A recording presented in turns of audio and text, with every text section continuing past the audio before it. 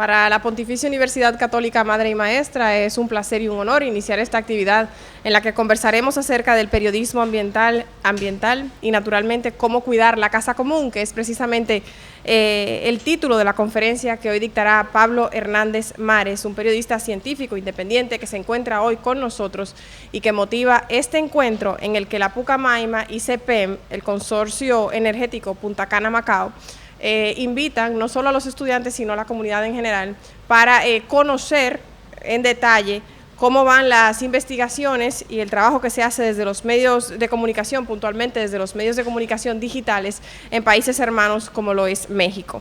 A esos fines, dando inicio a esta actividad, presentamos la mesa de honor integrada por el periodista Pablo Hernández Mares, como ya les mencioné. Al centro, nuestra directora de la Escuela de Comunicación, Ana Bélgica Guichardo, y a su lado, Elena Sáenz, gerente senior de Comunicación y Valores Compartidos del Consorcio Energético Punta Cana Macao, CEPEM. Es un honor para nosotros recibir a este invitado especial, Pablo, que ya lo sentimos como alguien muy nuestro y muy conocido porque lo hemos visto en diversos escenarios digitales. Lo que escribe, todo lo que hace en torno al tema medio ambiente, para nosotros fundamental porque forma parte, como escuela de comunicación, forma parte de todas las narrativas que estamos tratando de manejar a partir de este inicio de año. Estamos en un año importante y este año va a venir también con eventos como jornada corporativa, como semana más corta, y justamente esta semana más corta que pretende trabajar el tema medio ambiente y por el que estamos aquí hoy.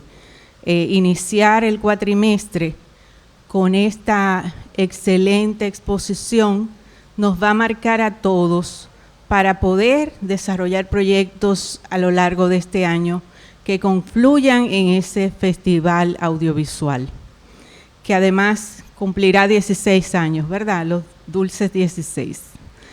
Tenemos el agrado de tener en este evento como aliados al Consorcio Energético Punta Cana Macao, y aquí representado por Elena, que además es una cómplice también y es una promotora del tema medio ambiente.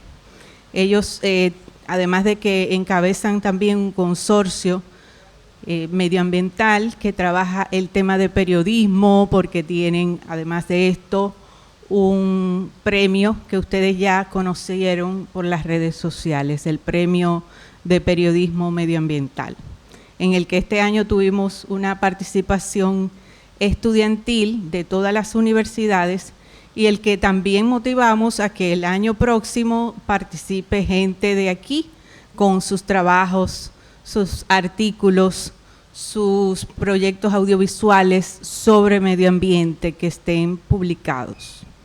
Es importante para nosotros, como les decía, que podamos tener estos diálogos y agradecerle a cada uno de ustedes, estudiantes, gente interesada, docentes, en este momento la profesora Patricia García con nosotros, la profesora, ay Dios mío, se nos van a ir algunos docentes por ahí, pero bueno, lo importante es que estemos aquí y que podamos compartir este espacio. La Escuela de Comunicación y la Pontificia Universidad Católica Madre y Maestra les dan la bienvenida y agradecemos que cada uno de ustedes haya tomado este tiempo, este rato, para que podamos reflexionar la importancia de manejar y de promover el tema de medio ambiente.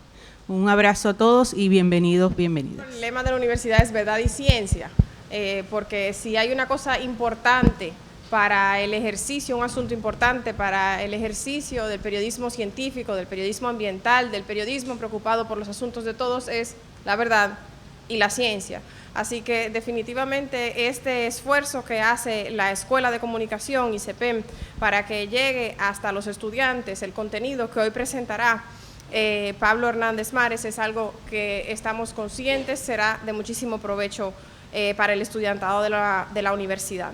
Dicho eso, quisiera darle paso ahora a Elena Sáenz. Les decía ya que es gerente senior de comunicación y valor compartido del Consorcio Energético Punta Cana Macao CEPEM, para que presente, ¿no?, a nuestro invitado y para que nos comente un poquito acerca de las preocupaciones de CEPEM en este evento. Luego ya les contaré la extensa y dilatada hoja de vida que tiene Pablo Hernández Mares. Carolina, muchísimas gracias, Ana, por ser nuestra gran anfitriona de esta jornada y, por supuesto, a todos vosotras y vosotros que habéis hecho el hueco para acompañarnos esta tarde. Docentes, estudiantes, sin duda una gran diversidad de personas, pero que nos compartimos una vocación especial.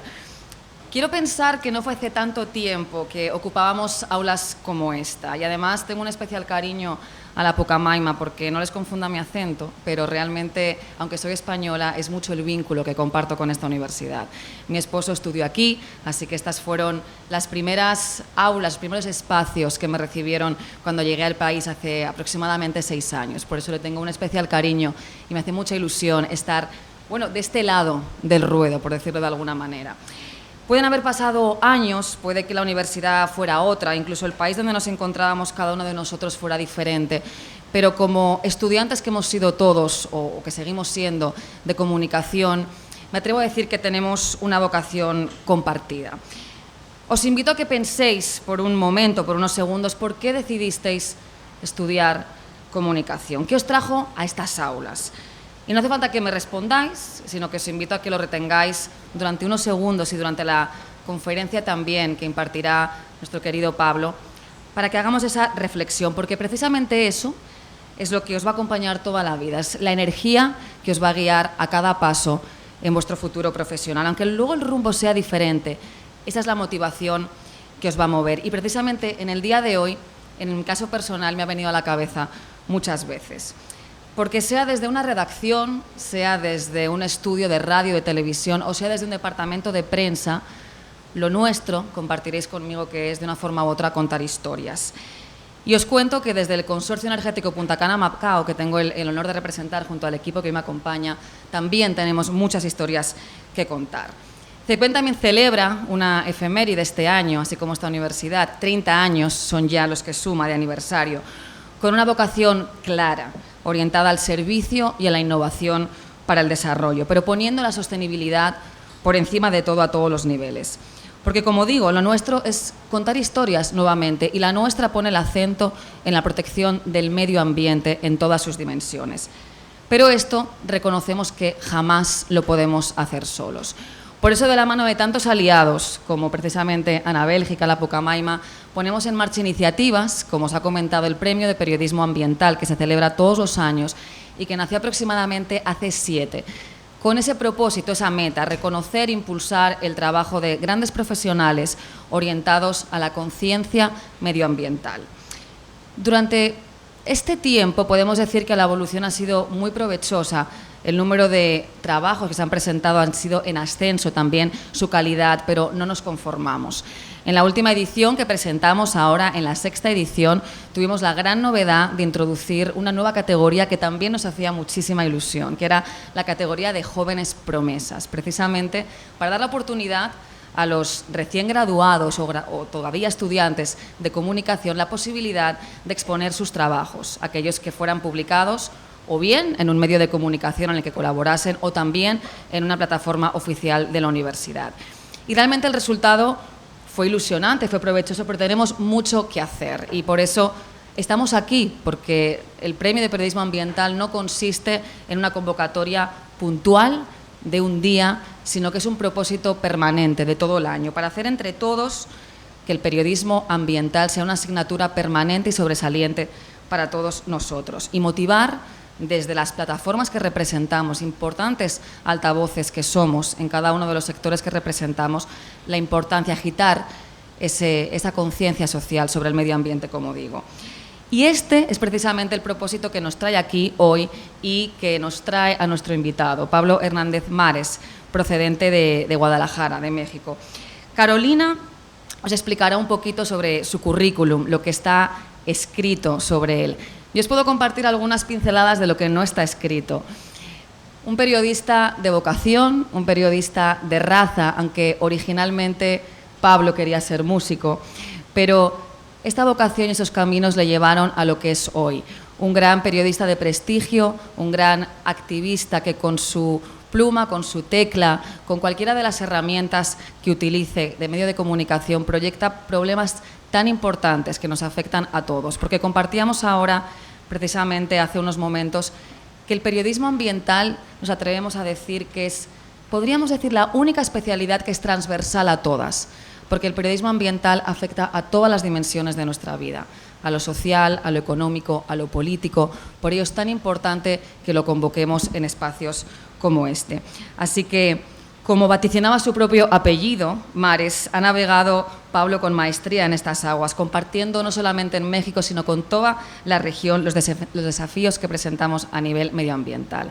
Así que, sin más preámbulo, dejo a Carolina para que le presente. Muchísimas gracias. Bueno, y ya ella adelantaba una parte de los detalles de lo que constituye una extensa hoja de vida profesional del señor Pablo Hernández Mares, pero sí les detallo algunas cosas que yo sé son las más formales, aunque estoy convencida, no terminaré, para no agotar el tiempo, no terminaré de decir todo el trabajo aquí detallado. Pablo Hernández Mares es periodista científico independiente, licenciado en Ciencias y Técnicas de la Comunicación con maestría en Periodismo Digital por la Universidad de Guadalajara, donde actualmente es profesor en la licenciatura y en la maestría de Periodismo Digital en el sistema de Universidad Virtual. Es fundador y reportero de cientificodigital.mx, un proyecto especializado en la generación de contenidos de ciencia, medicina y medio ambiente. Es periodista freelance y corresponsal del portal de noticias médicas medscape.com. Desde 2015 es colaborador del sitio de periodismo ambiental independiente mongabay.com e integrante de la Earth Journalism Network de Internews, organización que le otorgó una beca para participar en el Congreso de la Unión Internacional de Conservación de la Naturaleza en Hawái. También ha cubierto la COP13 de biodiversidad en Cancún. Cursó el taller de periodismo sobre la transición de carbono neutral en Costa Rica con Latin Clima y la Stanley Foundation, así como el taller Investigar la basura de la Fundación para el Nuevo Periodismo Iberoamericano Gabriel García Márquez en Bogotá. Y así puedo hablar por un extenso tiempo, mencionarles, por ejemplo, que en el 2019 recibió la beca de Inquire First para participar en la Conferencia Mundial de Periodistas Científicos en Suiza, y que ese mismo año fue también becario en la redacción de Science News, el medio especializado de periodismo científico más antiguo de los Estados Unidos, entre otros logros que son de toda la relevancia, pero que naturalmente, para no agotar el tiempo que corresponde a su interesante conferencia, dejo resumido hasta ahí. Sin más, muchas gracias, señor Hernández, por acompañarnos en el día de hoy. El podio es suyo.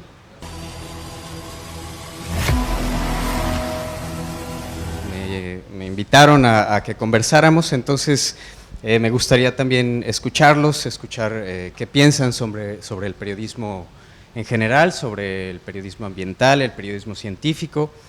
Y bueno, pues me hace sentir un poco que han pasado muchos años, pero la verdad es que me encanta la universidad, es un espacio que valoro mucho, que admiro y en el que intento mantenerme, ¿no? Me encanta este salón, estar aquí con ustedes, y la verdad es que pues empecé a trabajar en Radio Universidad de Guadalajara cuando estaba estudiando la licenciatura, ¿no? Entonces le contaba más temprano a Elena que para mí no era un trabajo, ¿no? Era hacer lo que yo quería hacer, ¿no? Entonces, como dijo Elena, yo amo la música, ¿no? Y también está presente en mi vida todo el tiempo, y pues eso me llevó a empezar ahí, ¿no? En esa estación universitaria tenían una sección de producción cultural y una sección periodística, ¿no? Entonces, en el área periodística estaban buscando también música original para sus programas, sus reportajes, ¿no? Para las investigaciones que estaban haciendo. Y entonces, pues ahí aprendí el oficio, ¿no? El periodismo. En la universidad teníamos la posibilidad de enfocarnos al final en cuatrimestres también. Al final teníamos la posibilidad de dirigirnos hacia el área corporativa, hacia el área audiovisual y el periodismo, ¿no? Entonces, yo los quería invitar en este día, especialmente a eso, que sea cual sea el área que ustedes van a especializarse, en la que ustedes tienen como intereses específicos en los que quieran aplicar, ¿no? sus talentos, lleven siempre la idea de continuar con esa motivación y no se esperen a egresar. Háganlo ya, háganlo con quien pueda darles un espacio para empezar su carrera. Porque así como lo decía Carolina, pues empecé una cosa llevó a la otra, ¿no? Hacer un reportaje, hacer una edición, a presentar un trabajo especial para una convocatoria y ganar una beca, que a la vez me permitió participar en otro evento que hoy me trae aquí, ¿no? Entonces, eso es lo que quiero yo compartirles hoy. Y quiero escucharlos también, quiero que me compartan y que conversemos un poco sobre esta idea del periodismo en general y el periodismo ambiental en particular, ¿no? En mi caso me preguntaba Elena, bueno, ¿cómo iniciaste ahí? ¿Cuál fue esa motivación? ¿Cuál fue lo que detonó esa área?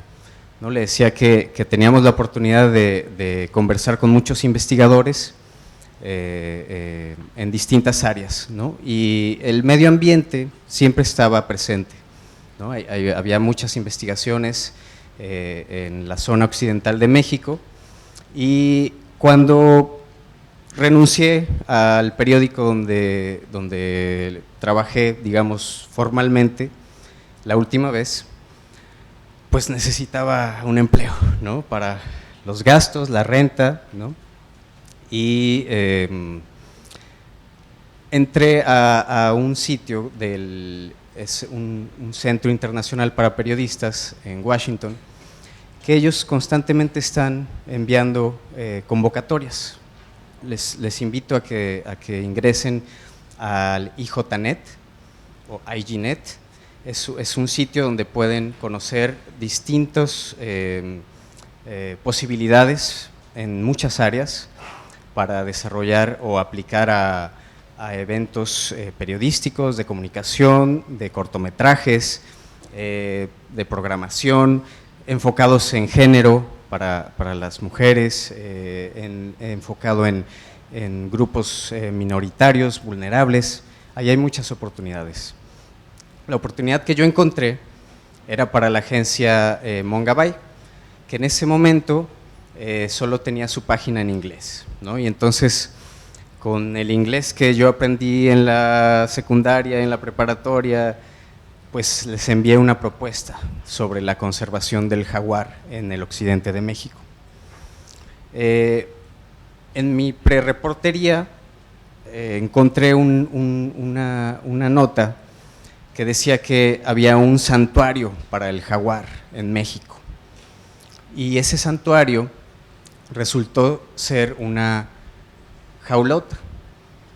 Los jaguares son una especie muy territorial que recorren desde el sur de Estados Unidos hasta Brasil, en distintas zonas, ¿no? Y en México hay dos áreas, la del Golfo de México y la del Pacífico.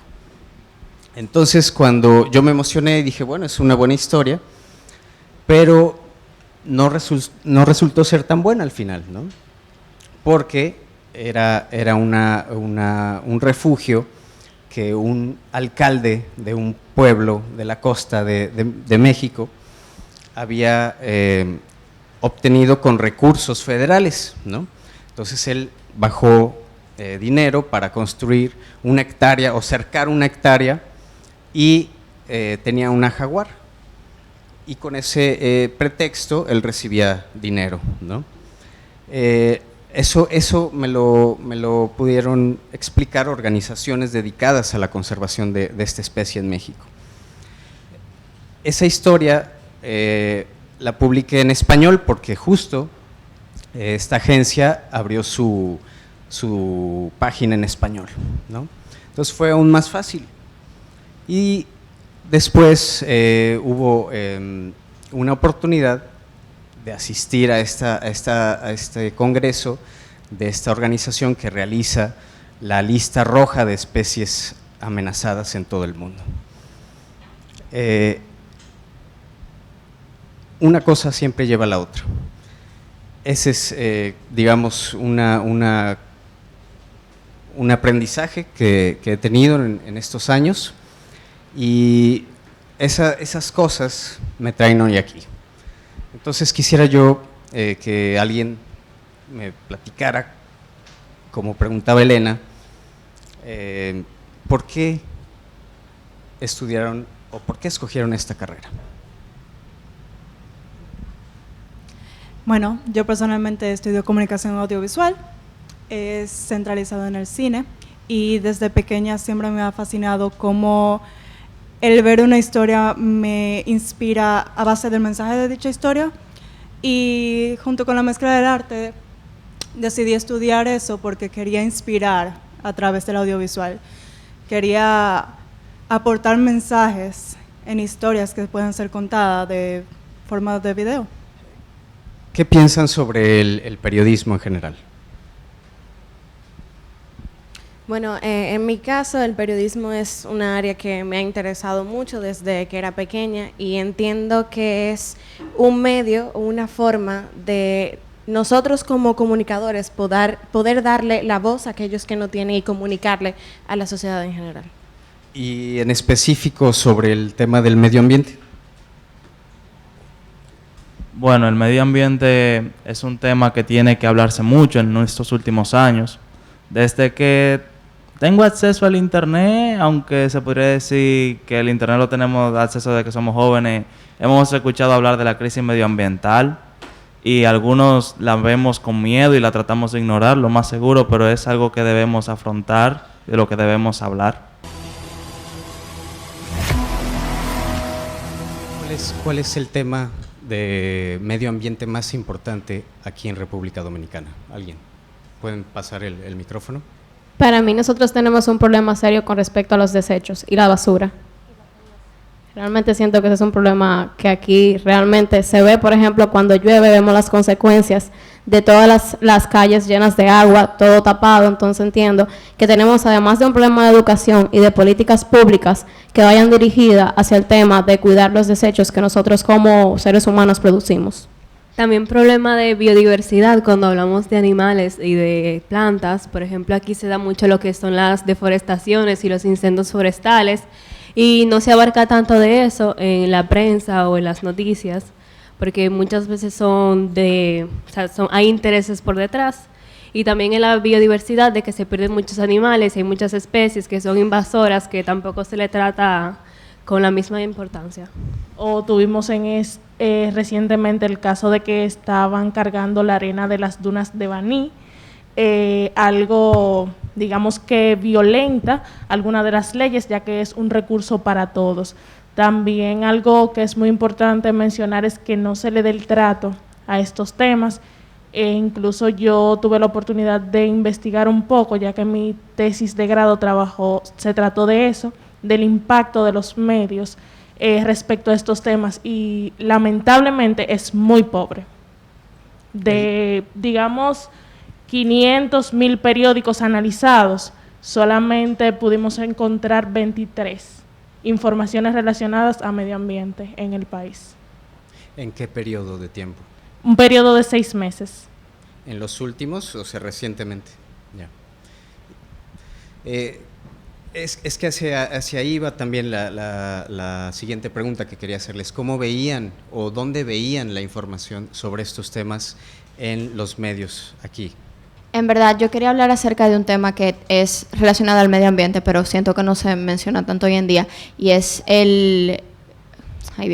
consumerism, o el consumismo que estamos teniendo, y cómo se está ahora con las compras en internet, que está tan acostumbrado al contenido de crear como hauls o unboxings o todo este tipo de contenido que va basado en las compras excesivas, ya sea de ropa o artículos por internet. Y los otros días, o sea, yo estaba caminando en la calle y yo vi como cajas de basura, de cosas que se piden en internet. Y también una de las principales industrias que dañan al medio ambiente son la industria textil. O sea, al año se pierde 1 millón de ropa, la ropa no se recicla, la ropa no se reusa, y yo siento que es un tema del que se puede hablar más hoy en día. Dice, vi cajas tiradas en la calle, ¿no? Esa es una fuente de información que sirve o da origen o da pie al inicio de un reportaje periodístico, por ejemplo.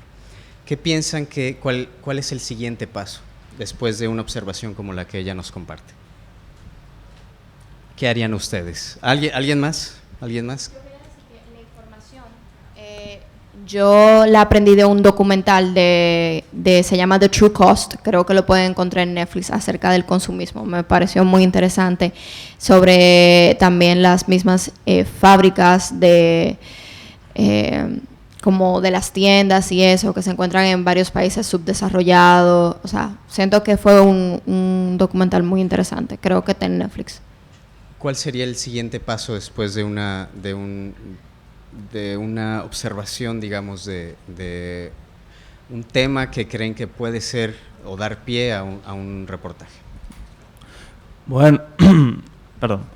Bueno, creo que el primer paso sería indagar, hacerme preguntas como por qué pasa, cuál es el motivo, por qué en esta ciudad, en esta zona, es algo cultural. Iniciar a indagar, hacer preguntas. Si en un momento tienes una pregunta y te acercas a una persona a preguntarle esa duda que tienes, ¿cómo creerle o no? Bueno, sería la información, los fundamentos que tenga esa persona. Si esa información, por ejemplo, que alguien le pregunta a alguien en la calle, o por ejemplo a un profesor, uno espera que te validen con algo, con un hecho, con una información adicional, o con algo tangible que tú puedas ver o leer, o poder simplemente tener.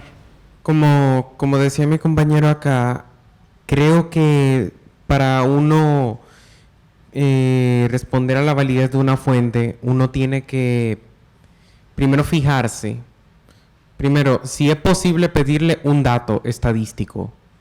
Eso es lo primero. Y segundo, creo que esto va antes que eso, fijarse en las áreas de conocimiento de la persona, en las áreas en que se especializa, y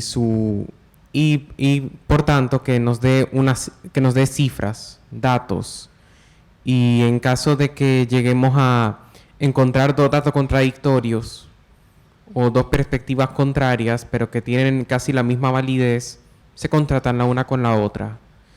Y siempre, primero que nada, aparte de eso, uno siempre, en lo posible, uno tiene que consultar más de una fuente. Si no, literalmente, o sea, uno tiene que buscar siempre más de un punto de vista, especialmente en reportajes e investigaciones. Compañero. Bueno, el compañero había dicho que tú primero te haces preguntas, que por qué pasa eso, por qué en esa zona y así. Y antes de, yo personalmente lo digo, antes de preguntarle a alguien, lo que hago es buscarlo en internet. Y si se trata del medio ambiente, lo que yo mejor puedo hacer es buscar fuentes que traten de acerca del medio ambiente, organizaciones que estén certificadas, y yo darme cuenta que esa información es verídica o no. Así es una forma más fácil de poder descifrar cuando a una persona yo le pregunto algo, si lo que me dice es confiable o no.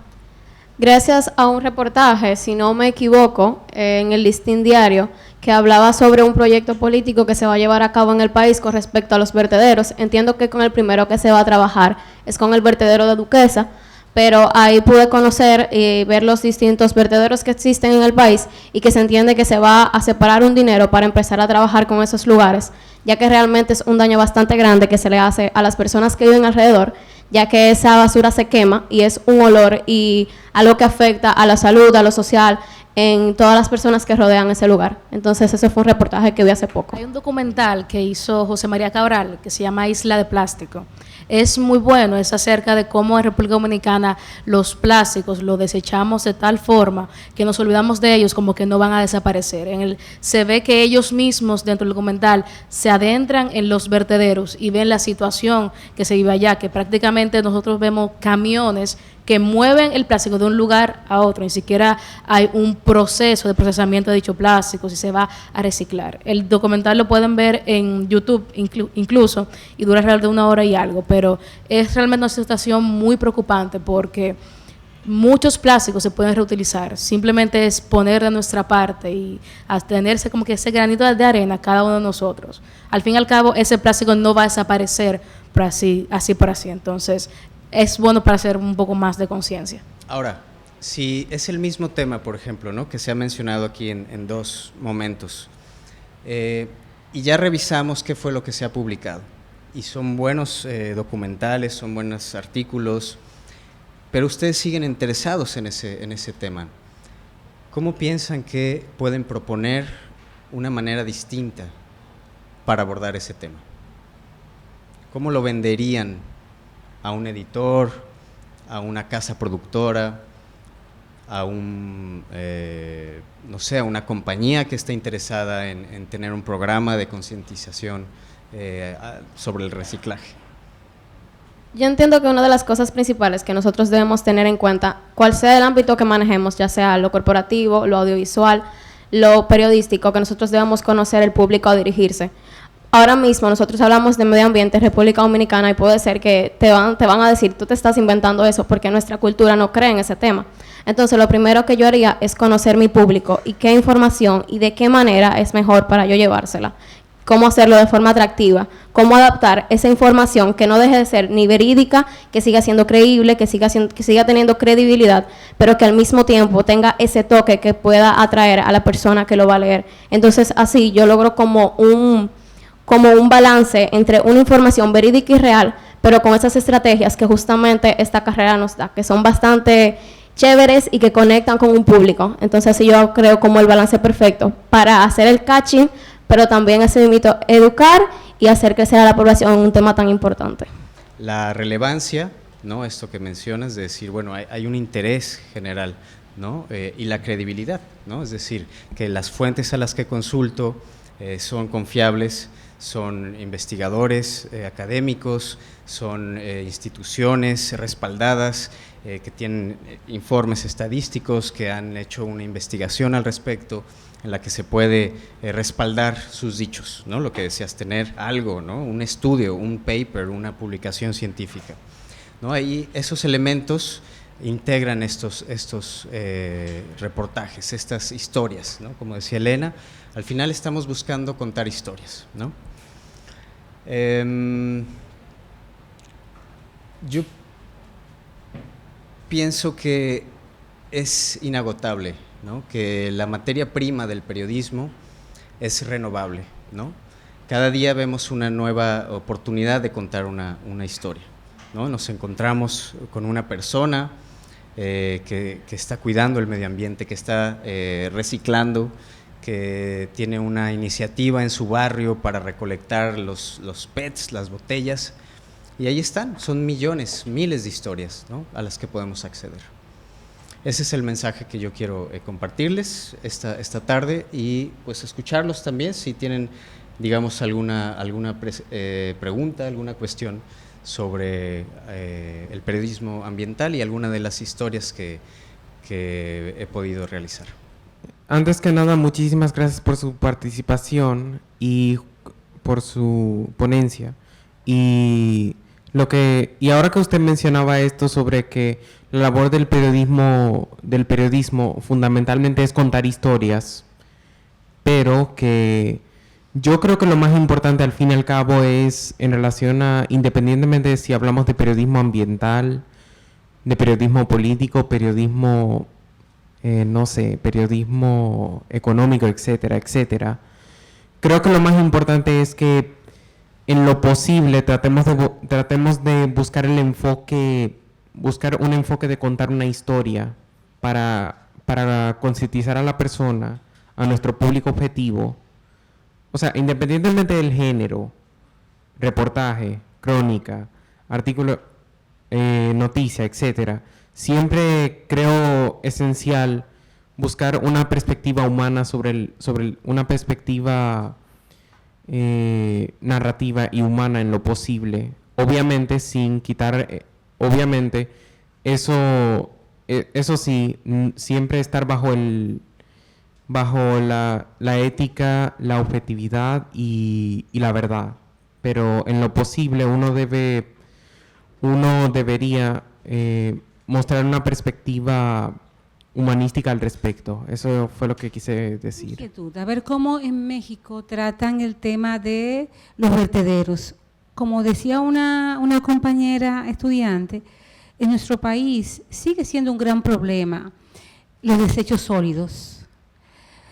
El manejo, por ejemplo, ese mismo vertedero Duquesa, de repente un día amanece encendido y todo el mundo tiene que respirar esa fetidez. Sí. Eso por un lado. Pero alrededor de Duquesa hay comunidades, hay gente que vive de la basura. Bueno, ese es un asunto. Gente que vive de la basura. Incendio en vertederos. Gente que vive de la basura. Y como si en México hay alguna entidad que tenga que ver con el desarrollo de esas personas. A mí me tocó trabajar en una de esas comunidades y te das cuenta aquí en mi país que no hay un hospital que tenga un dermatólogo. Hay problemas de piel al lado de las basuras, pero también de salud mental. ¿Por qué? Porque ahí la gente vive con una autoestima terrible. Ahí lo que pasa es basura. Yo vivo donde están los desechos. ¿Hay algún ejemplo de buena práctica que se dé en México y que se haya destacado en algún reportaje de medio ambiente? Y si usted cree que sería interesante contar historias con la gente que más allá de vivir de la basura, padece la basura.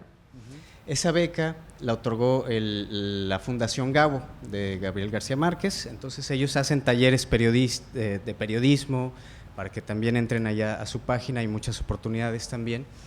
Y en esa ocasión lo impartió Daniel Lizárraga. Él era parte del equipo de Carmen Aristegui, que ellos investigaron la Casa Blanca de Enrique Peña Nieto, el expresidente de México. Y él nos impartió ese taller, ¿no? Y él mismo decía, bueno, es que mi área no es el periodismo ambiental o sobre la basura, ¿no? Diríamos periodismo de la basura, ¿no? Dice, yo soy periodista, ¿no? Entonces yo les voy a compartir algunas ideas sobre el periodismo de investigación con el cual logramos evidenciar que la casa donde vivía el presidente se la había entregado un contratista al que le dieron millones de pesos y pues había un claro conflicto de interés, ¿no? Y en ese momento ellos también habían investigado una red de trata y prostitución en el PRI en México, el Partido Revolucionario Institucional, un partido que gobernó el país muchos años, toda la vida, y el líder en la Ciudad de México tenía pues una red de prostitución. Y lo interesante es que en ese taller él nos dijo, ¿cómo no lo vi antes? Este señor, Cuauhtémoc, no, es Cuauhtémoc de la Torre. Su papá le decían el rey de la basura y él controlaba los vertederos en la Ciudad de México. Ciudad de México, como ustedes saben, es una de las urbes más grandes del mundo, ¿no? Entonces imagínense la cantidad de desechos de todo tipo que se vierten cada día allí. Esta persona tenía una red de pues trabajadores y personas que le reportaban, ¿no? Dinero. Entonces era una persona millonaria, ¿no? Y su hijo había logrado con digamos, con esto, con lo que había logrado su padre, pues posicionarse en el PRI de la Ciudad de México, ¿no? Entonces, para él en ese momento fue como una revelación, ¿no? Una epifanía, decir, claro, la basura es un gran tema, ¿no? Pero ¿cómo lo investigamos? ¿Qué hacer? Y en este taller de periodismo, de reciclaje, hablaron de experiencias de toda Latinoamérica. O sea, fueron personas, fue en Colombia y en Bogotá, y esa misma fecha se realizó un encuentro con recicladores, ¿no? Que era la intención en ese momento. Cada país tenía sus apodos, ¿no? Para las personas, no sé cómo les digan aquí. En México se dice, por ejemplo, pepenador, ¿no? Pepenador. Un pepenador es el que, los buzos, ¿no? En Ecuador creo que les decían buitres otra ave de rapiña, porque también en los vertederos hay, ¿no? Entonces había muchas personas y ellos estaban buscando que se les llamara recicladores, ¿no? Que se dignificara, ¿no? Y la pregunta fue, ¿y en México? Un ejemplo, esta misma pregunta, ¿no? ¿Qué está pasando en México, ¿no? Porque ya, por ejemplo, en Colombia estaban organizados de tal manera que habían tenido ciertas fricciones con el servicio público de recolección, pero ellos también hacían una cierta recolección, o sea, ellos mantenían también el sistema y las ciudades limpias, ¿no?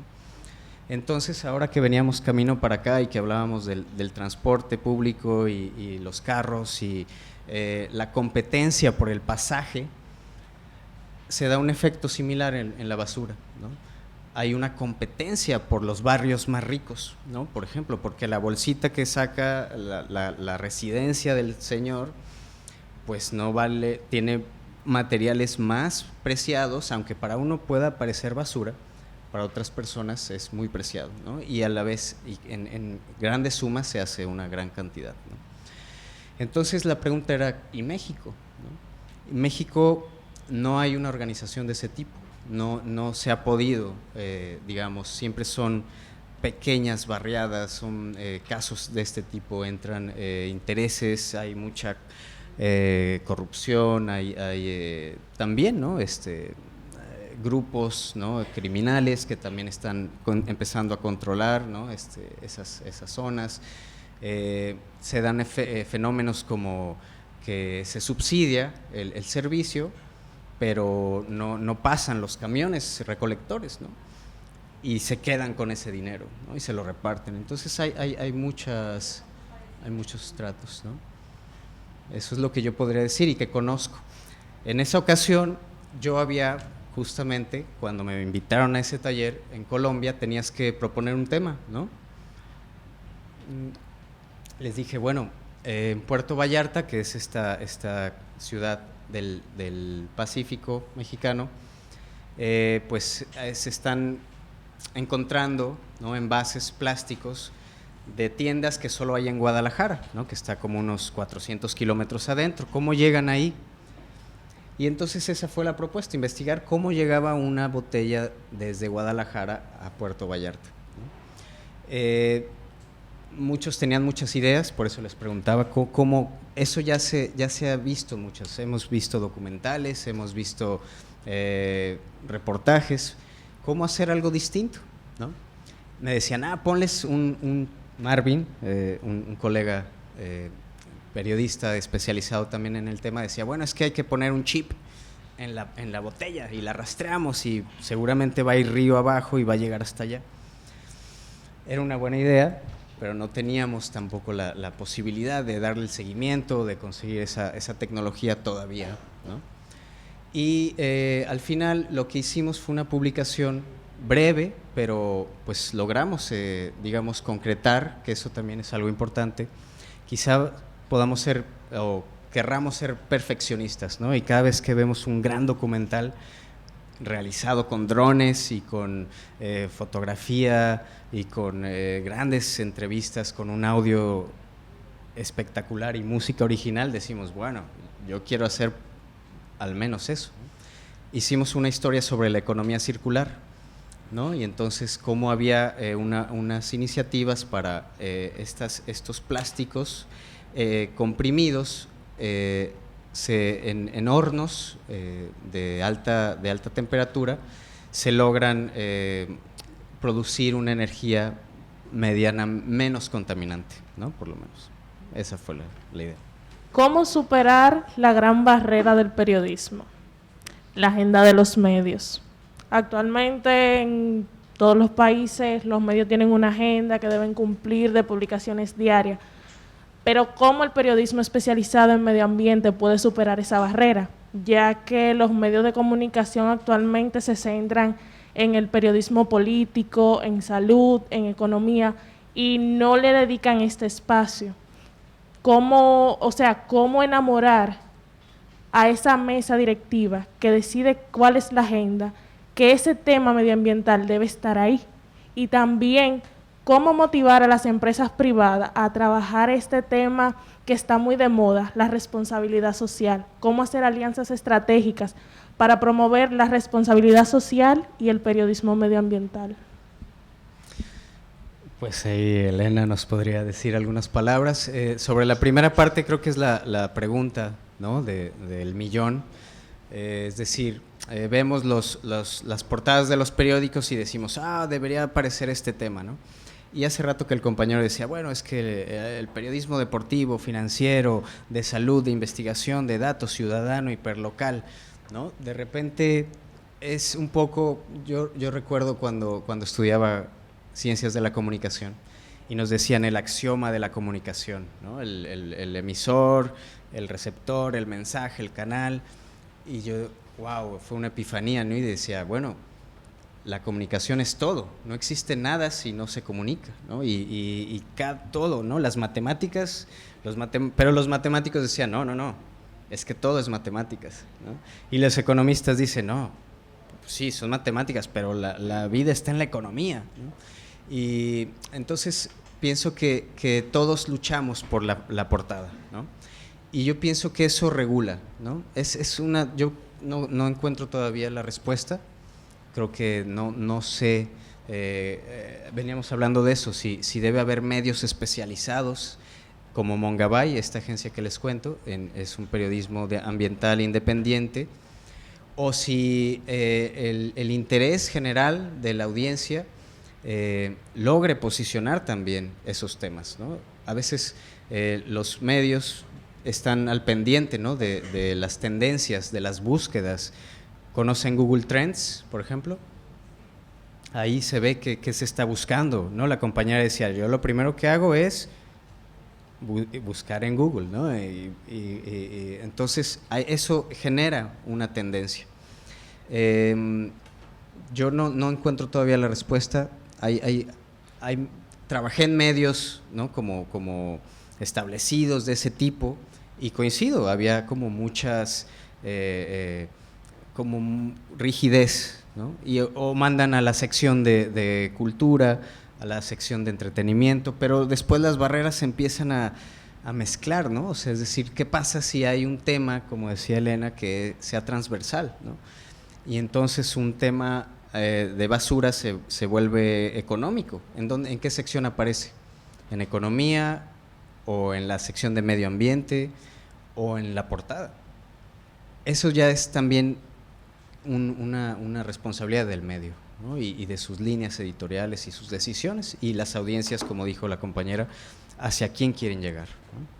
Progresivamente van situando en portada o en secciones prioritarias temas medioambientales, y yo creo que efectivamente, Pablo, ese es un tema que has abordado, es decir, de qué forma puede conectar con la agenda mediática del momento, porque todos los temas medioambientales de una forma u otra conectan, a nivel político, a nivel económico, a nivel social, y todo aquello que pueda agitar una conciencia desde un titular puede ser motivo de noticia, desde diferentes fuentes, desde diferentes datos perfectamente contrastados.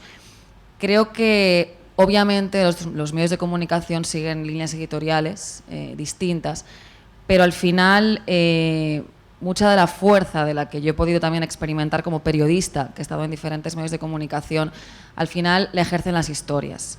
Y las historias se defienden en las reuniones editoriales, sea en un periódico, sea en una productora, sea en cualquiera de las plataformas.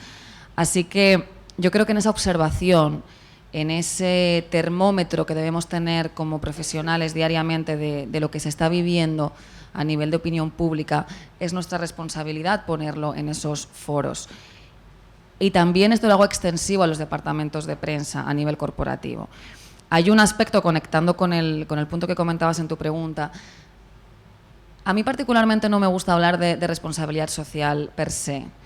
A mí me gusta hablar de valor compartido. ¿Y qué es el valor compartido? Digamos que es podemos llamarlo filosofía, pero es un paso adelante de lo que significa la ciudadanía corporativa que representa una empresa. Y eso significa conectar el modelo de negocio de la empresa con un desarrollo sostenible. Porque al final las empresas, como ciudadanos corporativos, insisto, no pueden vivir al margen del desarrollo ambiental, comunitario, económico en el que se desarrollan, en cualquier zona en la que operen. Entonces es tan importante ser responsables a nivel de comunicación, a nivel de historia, cómo conectarlo. Cuando hablamos de energía, en cualquiera de sus formas, hablamos de medio ambiente, hablamos de cualquier tipo de energía. Si hablamos de gas natural, si hablamos de energías renovables, solar, eólica, si hablamos del famoso hidrógeno verde, que ahora es un tema que, apuntando a la agenda mediática, está en boga ahora mismo. ¿Qué es el hidrógeno verde? ¿Realmente se puede hacer aquí en nuestro país? ¿Qué experiencias tienen otros países de la región? Estas son preguntas que hay que hacerse y que nosotros, como comunicadores, desde el otro lado de la cancha, desde departamentos de prensa, también lo hacemos. ¿Y esto cómo lo vamos a hacer? Hay un punto importante que conversábamos, Pablo, que también lo convoco aquí, es hacer preguntas que, por sencillas que sean, no se pueden dar por hecho. Siempre preguntar, porque el porqué de las cosas nos lleva a una raíz valiosísima. Cuando hablamos de periodismo ambiental podemos pensar en una especialización académica, en una capacitación concreta, técnica. Sí puede serlo, porque hay áreas que realmente ameritan conocer un poquito más, ir más allá. Pero al final, desde mi experiencia personal, si puede aportaros algo, yo como periodista y comunicadora que me integré en el sector de la energía, al final sobreviví haciendo preguntas. ¿Y esto por qué? Yo no estudié ingeniería, yo no sé por qué funciona esto, y por qué este parque eólico se desarrolla aquí, y por qué no en otro lugar, y por qué se está construyendo una subestación aquí en medio y no en otro sitio, por qué la energía solar no puede mover toda nuestra generación eléctrica, y por qué tenemos que depender de combustibles fósiles. Y todas esas preguntas, de una forma u otra, tienen respuesta, y las que no, qué interesante, ¿por qué no? ¿Y por qué no indagamos un poco más allá? Eso es lo que motiva al final que podamos poner el foco en una noticia o en otra, y que eso además lo podamos ofrecer de forma bidireccional, nosotros hacia los medios o que los medios nos ofrezcan a nosotros, y que juntos podamos construir esas respuestas. Pues todos hemos visto los titulares, las portadas de los periódicos en los últimos 2 años. ¿Cuál ha sido la nota de los últimos 2 años?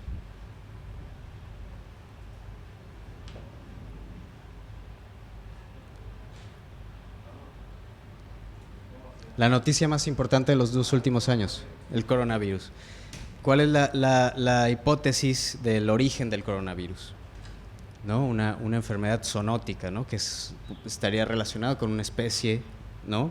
que transmitiría a los humanos. Se considera que eso va o puede seguir surgiendo, ¿no? De los espacios. Alguien decía, la compañera, ¿no? de la pérdida de los espacios, ¿no? De las áreas naturales. Pasó a primera plana, ¿no? Ahí está, ¿no? También eso, ¿no? Hay cuestiones que, si el periodismo con este idealismo de reportar lo que sucede, de representar las voces de las personas en su condición en la que estén, de buscar mostrar algo, alguien decía los intereses, ¿no? Que no quieren ser mostrados, ¿no? Que hay un grupo, un gobierno que no quiere mostrar una información.